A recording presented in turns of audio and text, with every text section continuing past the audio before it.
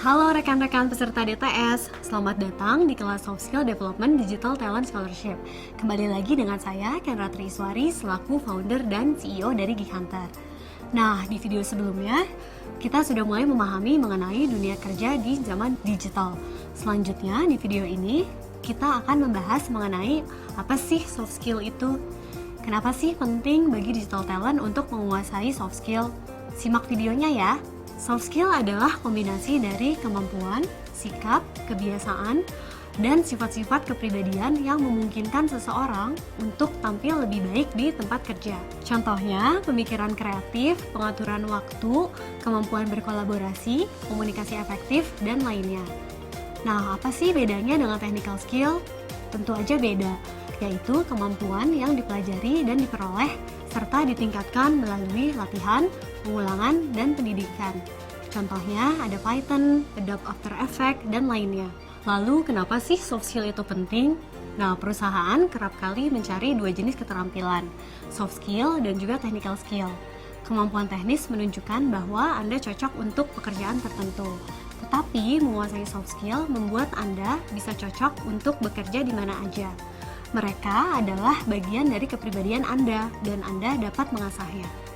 Hanya bergantung pada kemampuan teknis aja tidak akan cukup untuk menjadi sukses dalam berkarir.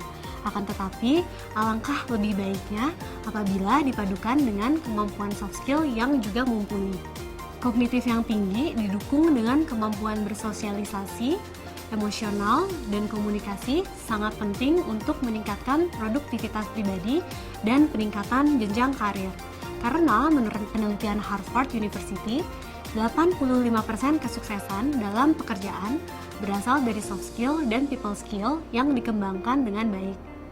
Berdasarkan data riset internal Caliber, 65% HR manager memiliki kesan positif pada kandidat yang bisa membuktikan soft skill mereka pada saat wawancara.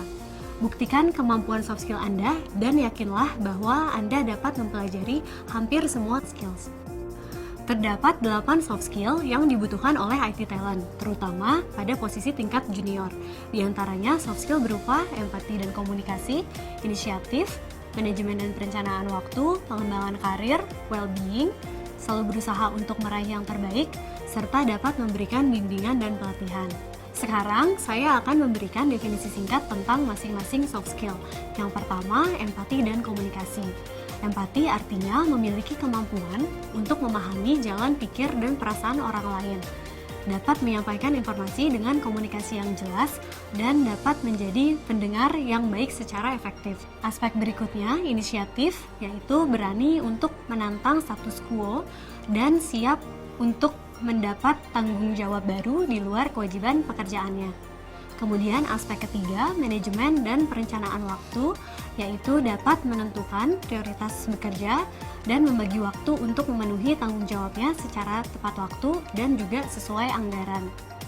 Kemudian kecepatan dan kualitas, yaitu menerapkan cara-cara praktis untuk memastikan kualitas dan pelayanan produk terjaga dengan baik dalam waktu yang telah ditentukan. Lalu pengembangan karir, memberikan dukungan secara strategis untuk membantu para engineers membangun karir yang mereka inginkan. Nah, lalu ada juga well-being, yaitu mendukung kesejahteraan dan kebersamaan anggota kelompok, bahkan di waktu-waktu yang sulit dan juga ikut merayakan keberhasilan mereka. Kemudian ada juga menunjukkan keunggulan, yaitu menginspirasi lingkungan sekitar untuk menunjukkan performa yang terbaik dengan memaksimalkan potensi yang ada, serta menyelesaikan segala masalah dengan tenang.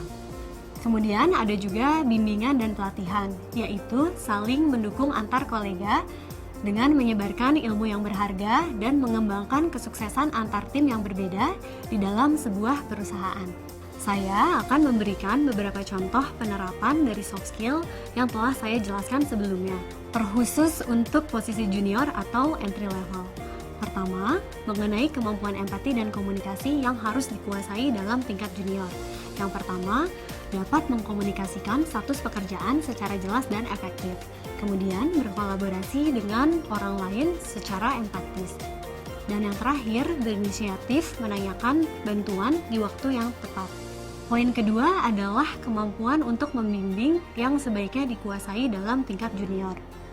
Di antaranya meluangkan waktu untuk memberikan saran dan juga dukungan informal kepada rekan-rekan sejawat. Kemudian bertindak sebagai inisiator bagi rekan sebaya ataupun junior dan memberikan saran saat dibutuhkan. Selanjutnya, kemampuan untuk memberikan solusi. Apa aja sih yang harus dikuasai untuk pekerjaan di tingkat junior? Ada 3 poin, yaitu pertama, memperhatikan anggota tim yang sedang kesulitan dan menawarkan bantuan dengan sigap.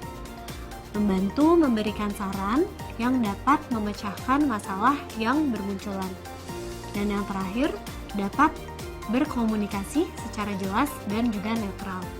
Nah, selesai sudah video kedua dalam kelas online training ini. Saya harap rekan-rekan sekalian sudah mempunyai gambaran tentang pentingnya soft skill dalam dunia kerja di era digital. Dan apa aja soft skill yang perlu kalian kembangkan. Di video ketiga nanti, kami akan menjelaskan tentang bagaimana cara mengenali minat dan menentukan karir di dunia digital. Penasaran dong pastinya? Simak video selanjutnya.